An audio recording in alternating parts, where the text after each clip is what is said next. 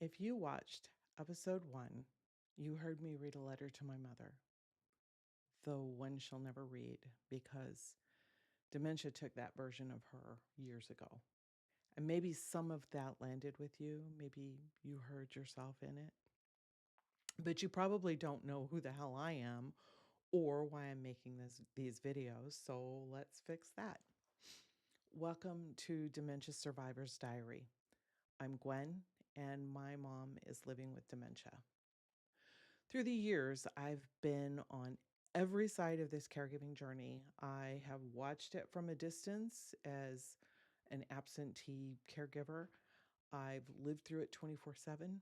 I've had to make placement decisions, and now I'm advocating while she's living in a facility. I have been almost every kind of caregiver there is in the dementia space. And that perspective is what makes this channel different from everything else that's out there. So I started this journey as an absentee caregiver. I didn't realize it at the time because none of us knew my mom had dementia. But after the death of my stepfather, her second husband, my mom moved to New England and lived with my sister, who was a single parent at the time. So they really needed each other. I lived in Texas, um, but it wasn't long after my mom moved in with my sister that I started getting the angry phone calls from both of them. My sister would tell me how horrible my mom was, and eventually how she didn't think that my mom could be left alone. And then my mom would tell me how unreasonable my sister was. And I was sitting there in Texas thinking that my sister just couldn't handle the normal old age stuff that was going on with my mom because when my mom would come to visit me, she was fine. She was delightful. She was lovely. She was fun and funny and engaging and interested in everything that we did and completely together. She'd go to art classes with me. We'd do projects around the house. And I never saw the version of her that my sister would tell me about, the version that my sister would describe. I mean, that person, the person who came to visit me, was not the person who lived with my sister. What I didn't know then, what I couldn't see, um, was that my mom was showtiming. So she could hold it all together for about a month, right? And that's how long she would come and visit us, for a month. And no matter how hard I tried to get her to stay longer, she would always have to leave right around that month-long mark. And she'd be great the entire time she was there. And then literally within an hour of her arriving back home, the phone calls would begin again. I I don't know. My mom would just fall apart. But if you're the absentee caregiver, only seeing the good side, you have no idea what's really happening. I mean, you think that the hands-on caregiver is excuse me, exaggerating or can't cope or is being dramatic or that they're just having personality conflicts, because that's not what I was seeing. And that dynamic, that disconnect between what the absentee caregiver sees and what the hands-on caregiver lives, it destroys families. And I know that from personal experience too. But I've lived both sides of this because in 2016, my mom moved in with my husband Randy and myself in here in Georgia.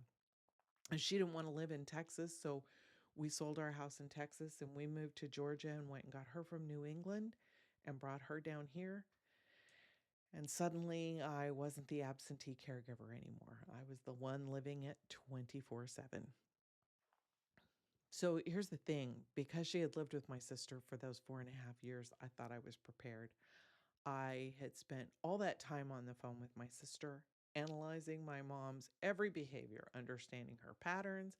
I thought I had a handle on her personality quirks and was going in it with my eyes wide open. I lasted 5 years. 5 years of hypervigilance. Um, completely rewired my nervous system.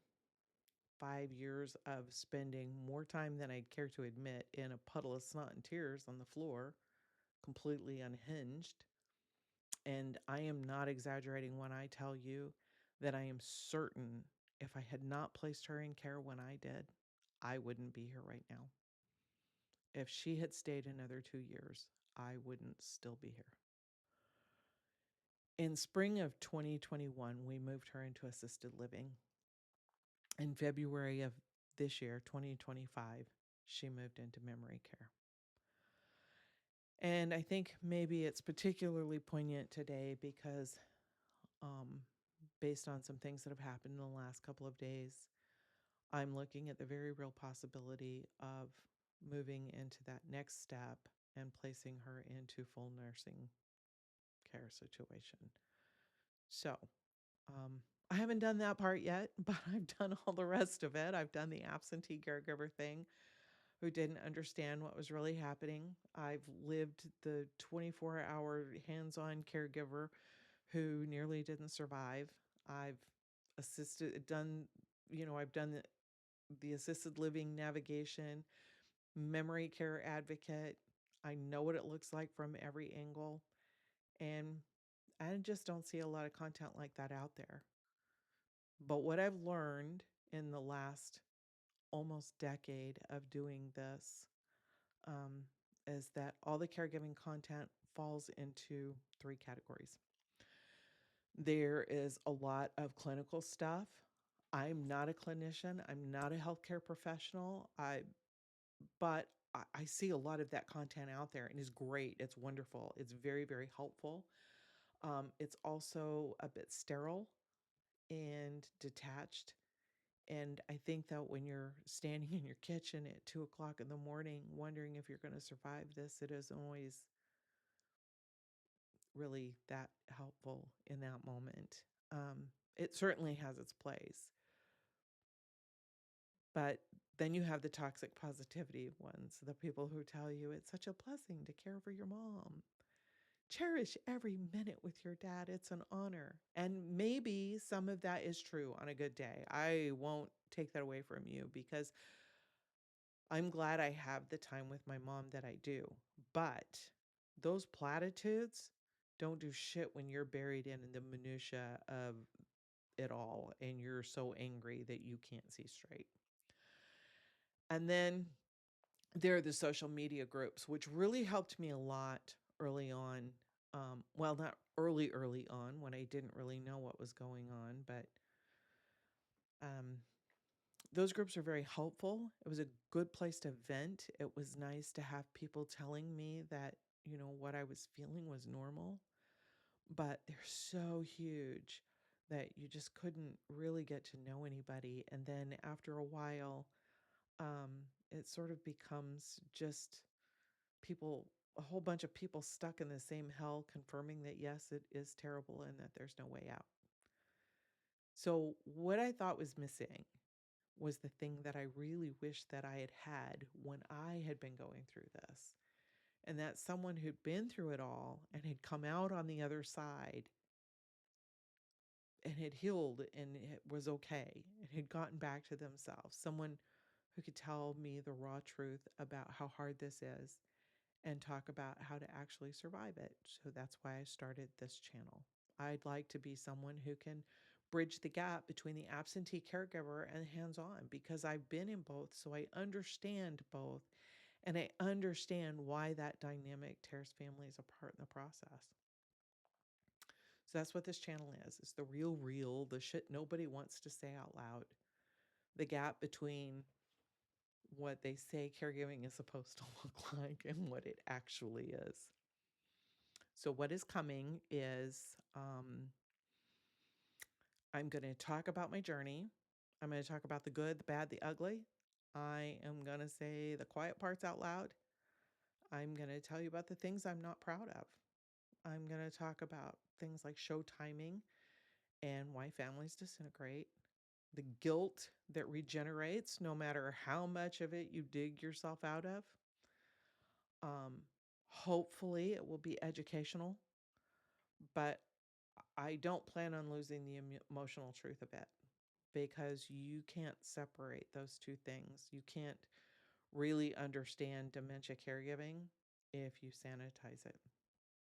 And I'm going to do all of this in one take videos with minimal editing.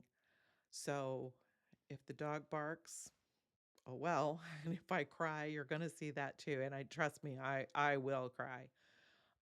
This isn't polished content.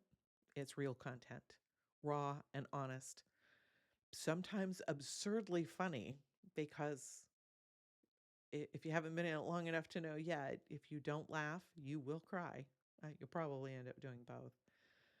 But I also want to build a community, and I'd like for you to help me do that. I want to build a place that's different from everything else that's out there. With no toxic positivity and no sterile clinical advice and no endless faceless venting without actually helping you get through this. Just really honest conversation and real tools to help us all survive this thing. It's coming soon, so do stick around. Um, and if this is what you need, if you're just tired of pretending that this is all beautiful and you just want someone to tell you the truth, subscribe and hit that notification bell. And share this with another caregiver who needs it if you know one. Remember, you're not alone. You're not failing. You're just human. And I genuinely hope that you find peace through the process.